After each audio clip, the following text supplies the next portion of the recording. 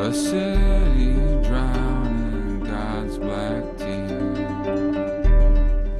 So Gears of War 3 is the third game, of course, in the original trilogy of games of what Gears is going to be. The planet has essentially gone to hell. Everybody's stranded now, and you have Marcus and Dom and the other members of Delta are now living aboard what is essentially a flotilla, kind of a cobbled-together boat, because a new threat has arisen known as the Lambent, and this is this golden energy source of emulsion that has started to take over some of the locusts in the world and turn them into these horrifically mutating creatures. And that's where we start off. There's great new weapons. We're doing 4-player co-op now. One of my favorite new weapons is the Pendulum Air Lancer. It's the older version of our signature weapon, which of course is a gun with a chainsaw attached to it. And it's basically a giant bayonet on the front of it. Imagine like a 8-inch long spear, and you can hold the B button and basically dash at your enemies and just kind of jam it through them and pick them up and toss them aside. You're mine now! Digger!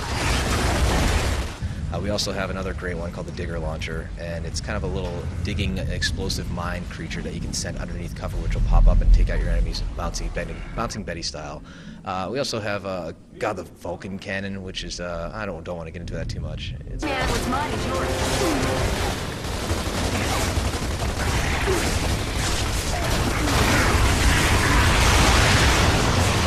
Incoming Lambent!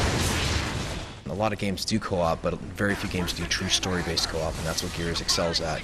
So when you're player 3 and you're playing as Anya Stroud with a Lancer, you're playing as her, and that's the only way to play as her in the campaign.